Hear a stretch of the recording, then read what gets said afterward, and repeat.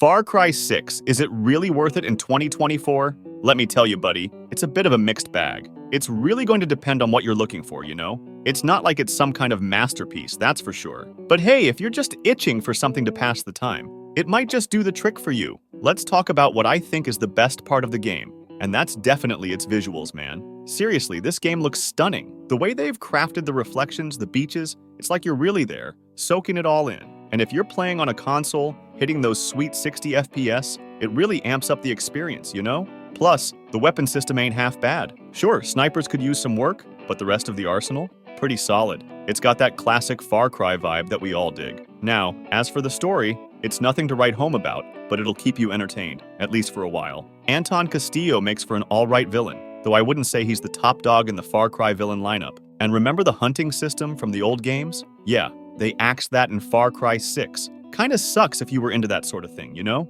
But hey, it's not a deal breaker. The characters, well, they're alright. They do what they're supposed to, I guess. But man, those cinematics? Ubisoft really dropped the ball there. Faces looking like they belong in a PS2 game or something. If you're into that wild, over-the-top kind of vibe, then Far Cry 6 might just be your jam. You can roll with a freaking crocodile as a sidekick and your backpack. It shoots rockets, man. How cool is that? Oh, and they threw in horses this time around. Personally, I think they're way better than messing around with vehicles. Remember how in Far Cry 5, our character didn't say squat? Well, they fixed that in 6. And word of advice? If you're gonna play, go with the female option for the main character. Trust me, she's way more relatable than the dude. The game takes place in Yara, which would be a representation of Cuba. On the map, you can find several things to do, areas to clear, and treasures to find. As a positive thing, I will say that the experience of going by plane, boat, or any other vehicle is quite enjoyable. There's just something exhilarating about exploring the open world, discovering new locations, and taking in the sights.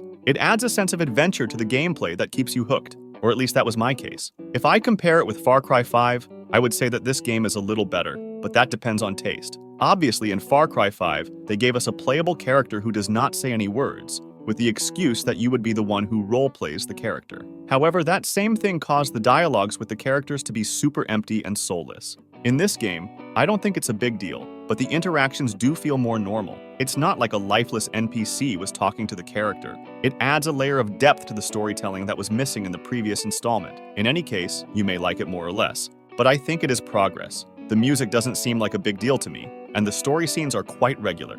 As I told you, the best scenes are starring Giancarlo Esposito, who gives life to Anton, the great villain. But the interactions with other characters are not a big deal, really. It's a bit of a mixed bag in terms of storytelling, with some standout performances and moments, but also some forgettable ones. There are moments, however, that are very fun, particularly in the gameplay, and it is for those moments that I think it is worth playing. It's all about the thrill of the action, the excitement of taking down enemies, and the satisfaction of completing missions. It's fun if you let yourself go and immerse yourself in the chaos of the world. It may not be a masterpiece like Red Dead Redemption or The Witcher, but it doesn't try to be. Instead, it carves out its own niche with its unique style and approach to gameplay. But yeah, there are some other details like the physics that are just kinda there, nothing mind-blowing. And the main gist of the game is pretty standard Far Cry fare. Take down Anton's lackeys, build up to confronting him. Rinse and repeat, you know the drill. The enemies and AI, they're all right. Nothing to write home about. So should you play it?